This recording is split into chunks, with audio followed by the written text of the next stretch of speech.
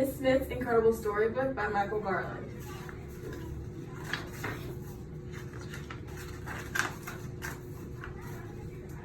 It was the first day of school. Zach was waiting for his teacher to arrive.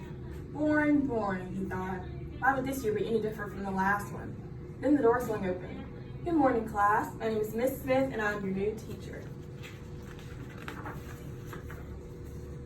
Miss Smith seemed very different from Zach's other teachers, but the day went along like every school day Zach could remember, until Miss Smith said, "It's story time." When she sat at her desk and started to read from the book she had brought with her, Zach couldn't believe his eyes. The Storybook character came to life, and the classroom was swept up in a swashbuckling pirate tale. Zach and the rest of his class were right in the middle of the story. He could feel the breeze in his hair and hear the waves pounding on the side of the ship. From then on, Zach couldn't wait to go to school. Every day there was a new story to look forward to. When Miss Smith finished reading, all the characters in adventure whooshed back into her book. On Friday, Principal Rittenrotten stood in front of the class and said to Miss Smith, "Miss Smith is stuck in traffic, so she has asked me to read to you until she arrives," he announced.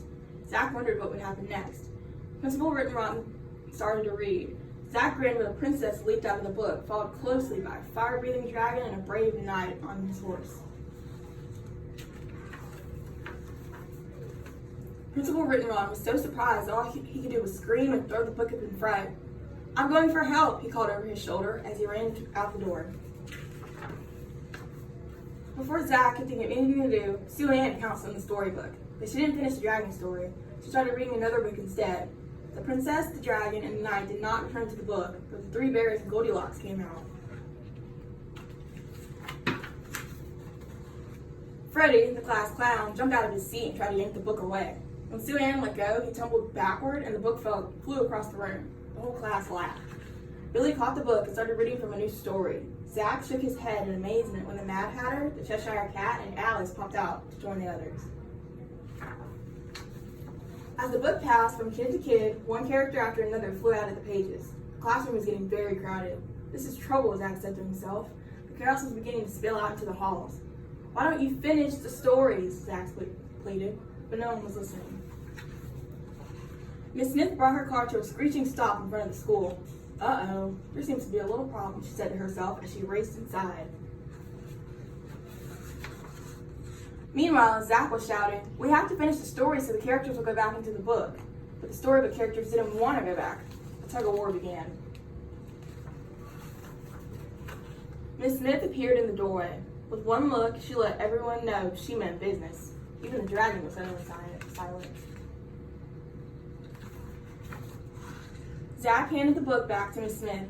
She ruffled through the pages, adjusted her glasses, and started to read. The class sat spellbound as she finished each story in turn. With a swish, with a swirl and a whoosh, one character after another disappeared into the book until the classroom was quiet and tidy again. Principal Rittenrotten and a team of firefighters skidded to a halt at the door just as Miss Smith closed her book.